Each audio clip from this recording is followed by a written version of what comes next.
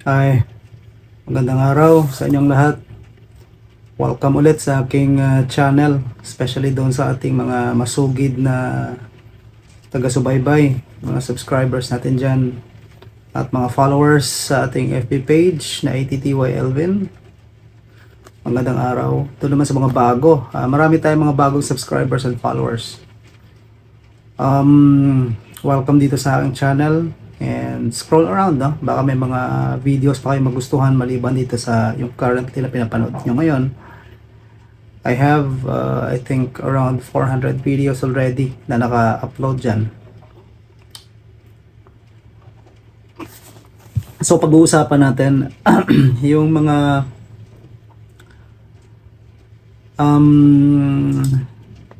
situation ba sa kumpanya na nakaka-stress, nakaka-demoralize, nakakawala ng gana pumasok, nakakainis, no? Yan man ay tungkol sa boss mo, pamamalakad ng kumpanya, sistema, syempre, no? Yung mga policies, mga nakikita mo, no? Yung mga ganun ba, pwede kang magkaso na, no? Or in a way, sabihin natin, pwede mo na bang sabihin na parang meron ng dismissal na nangyayari, no? Pinag-iinitan, or lagi kayo nag-argue, lagi ka na lang nasasabon sa trabaho, no? Lagi kang napagtataasan ng boses. So yun ba, ano? Yun ba ay pwede mo nang aksyonan at maging mag-file ka na ng kaso? No? Yan ang i-discuss natin. Pero shout out muna natin ang ating mga masugid na taga-subaybay. No? Lagay natin dito.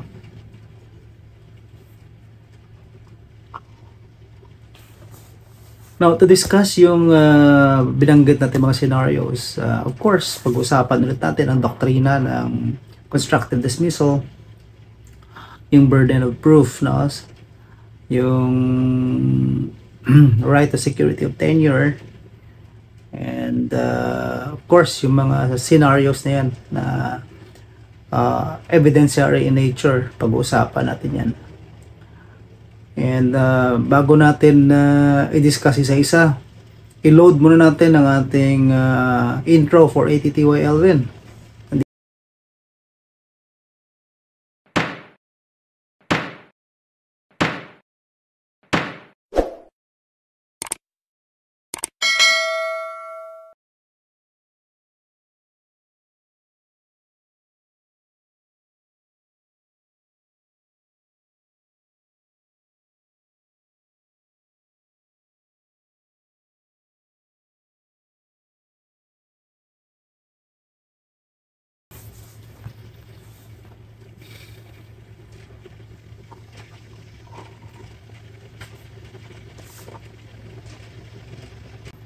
So, ang ating premise ay, yun ba ang mga nararanasan nating discomfort, strong words sa trabaho, no? Yung mga nagiging cause ng stress natin, friction sa trabaho, nakakabigat ng damdamin, no? Nakakabigat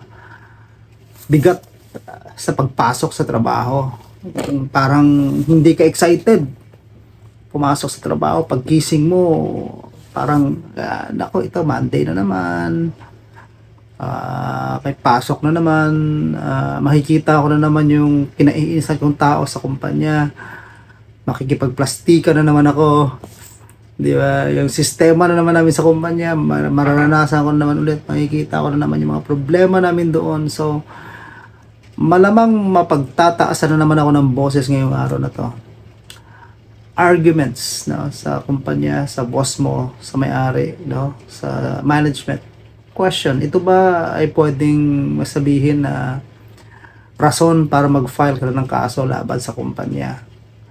Kasi masyado nang hindi komportable, no? Discomfort. May laban ka ba kapag ginawa mo yan? So sabi natin, ang tinutukoy natin dito ay ang doktrina ng constructive dismissal. kaya naman natin napag-usapan to kasi may mga comment tayo na receive, no, na sabi nila, attorney, stress na ako sa trabaho, magpapaawol na lang ako, hindi ko na matiis, hindi ko na kaya, tumataas ang blood pressure ko, pagising ko para akong nagkaka-nervous breakdown. So may mga ganun tayong sitwasyon. So kaya natin napag-usapan to, no. Again, related ito, no, or tumutumbok ito dito sa doktrina ng constructive dismissal. Sabi nga ng Supreme Court sa Bayview Management versus Eloisa na may mga naranasan ang empleyado sa kumpanya na tinatawag na discomfort, no? Discomfort, yung hindi ka na komportable, syempre. Tapos nakakaranas tayo ng mga strong words minsan, no, na nagpapalitan ng masasakit na salita or mabibigat na salita, no. Strong, tama, strong, no. Ngayon, ito bang mga to enough na para masabi natin na mayroong constructive dismissal? Sabi ng Supreme Court, hindi lahat ng discomfort na naranasan natin sa kumpanya, hindi lahat ng strong words na ibinato sa atin ay meron na constructive dismissal. Kasi sabi ng Supreme Court, there is constructive dismissal when the employer's act of clear discrimination, insensibility, or disdain becomes so unbearable that the employee has no choice but to resign. Now, it exists when there is involuntary resignation because of the harsh, hostile, or unfavorable conditions set by the employer. Sabi pa ng Supreme Court dito, the standard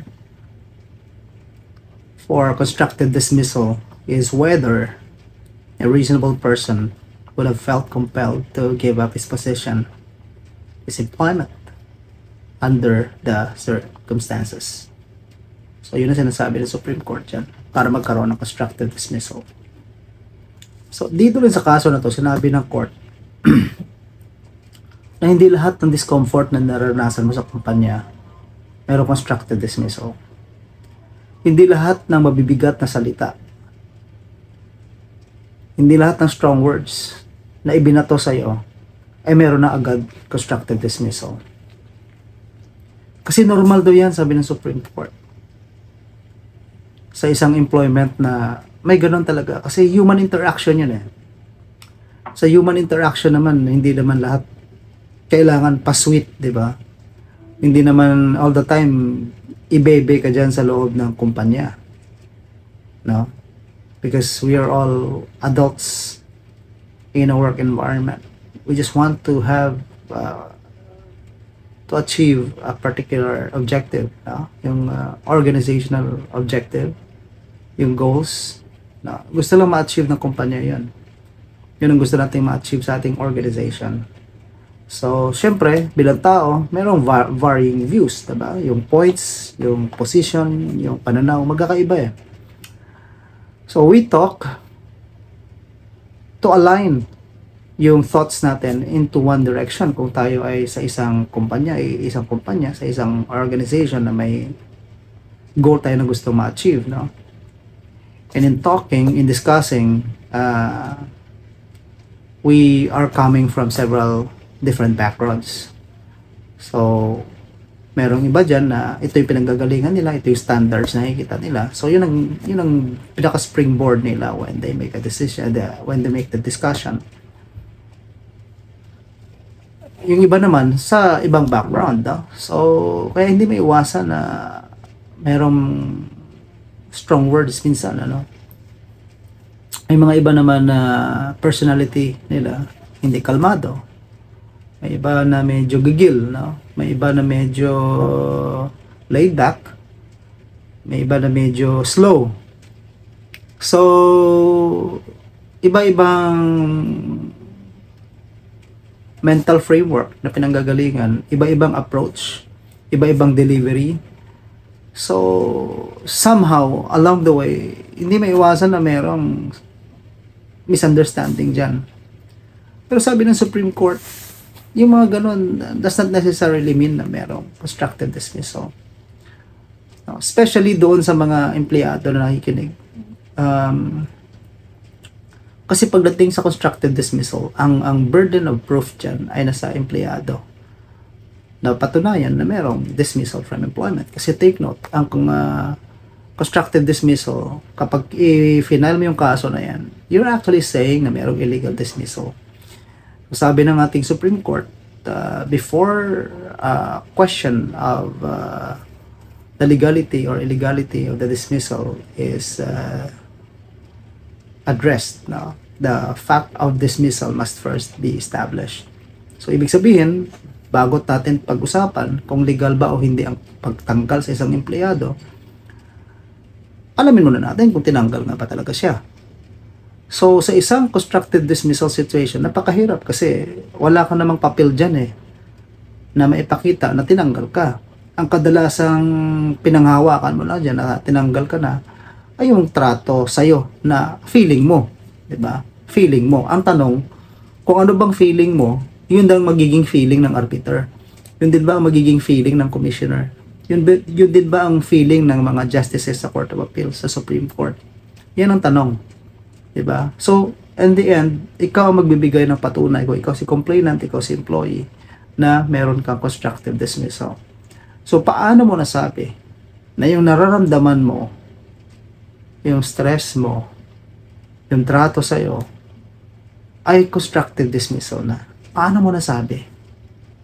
Yan ba ay discrimination, insensibility, or disdain? Diba? Paano mo nasabi? Diba? Iisa-isahin mo yan. I-justify mo yan. Kasi nasa iyo ang burden Ikaw ang may bigat ng pagpapatunay. Ngayon, ang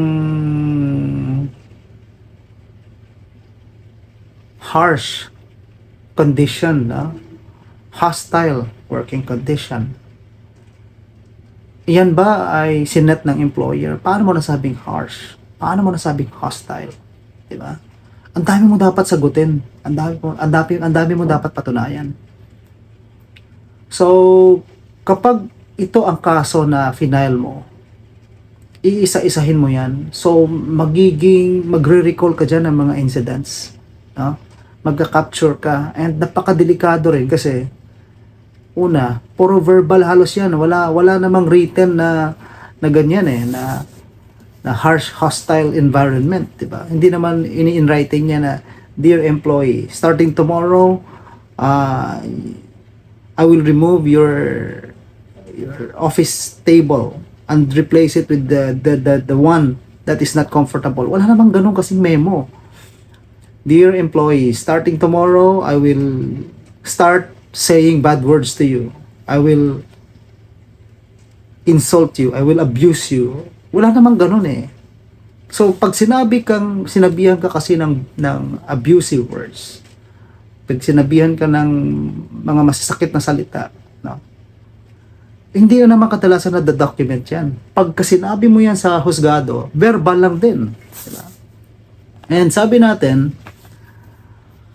pagdating sa verbal, napakahirap niyan kasi most of the time, hindi siya enough para masabi natin siya isang substantial evidence. Kasi take note, sa isang labor case, being administrative case in nature, quasi-judicial, the quantum of proof, the substantial evidence. Ano yung substantial evidence? That amount of relevant evidence which a reasonable mind might accept as adequate to support a conclusion. Yan ang definition of substantial evidence.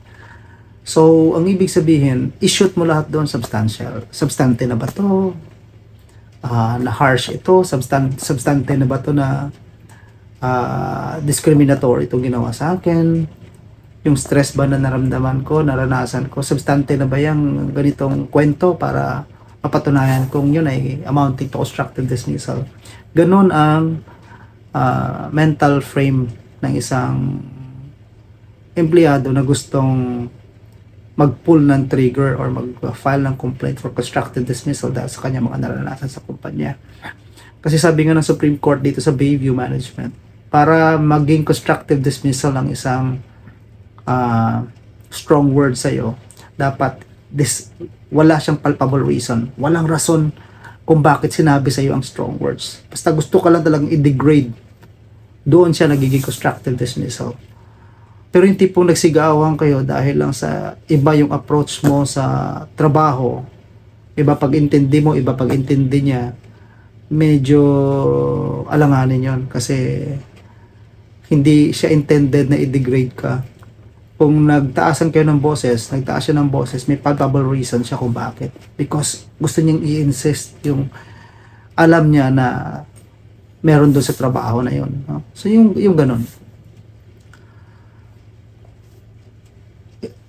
In short, kung titimbangin natin, pagdating sa mga harsh words na yan, pagdating sa mga trato na yan, i-consider mo na 80% hanggang 90% ng effort para patunayan na tinanggal ka dahil sa stressful working conditions, sa trato sa iyo, sa masamang pangyayari sa opisina, 90%, i-consider mo na sa'yo ang bigat ng pagpapatunay. Ready ka ba na mag-effort ng 90% para ipakita yung mga pangyayari na yun? At i-argue na yun ay papasok under constructive dismissal. 90% ng effort sa'yo. Alright? So, ganun. Tinakil lang natin ito, no? Kasi nga, despite sa mga videos natin na constructive dismissal, may mga subscriber tayo na nag-raise ng iba-ibang situations, conditions sa kanilang trabaho. We just want to align yung kanilang mga naiisip, kanilang sitwasyon doon sa mga na-discuss natin about constructive dismissal. Now, looking at the pattern ng mga questions ninyo, mga comments ninyo, I can see na maraming mga sitwasyon talaga sa trabaho na dapat nating ino-consider at hihimayin natin at i-align natin lagi sa ating mga doktrina sa trabaho na pinag-usapan natin. So guys, that's all I can say about this topic for now, no? And if there's anything more that you want to add, please comment them in the comment box below. And again, if you find this video helpful, you may share this with your friends, your colleagues, your family members, your boss, yung manager mo. Share mo sa kanya to, yung owner of the business, no? Or any person who you think may benefit from the information that I just shared. And of course, guys, thank you for watching the video, and I hope to see you in my next videos. God bless.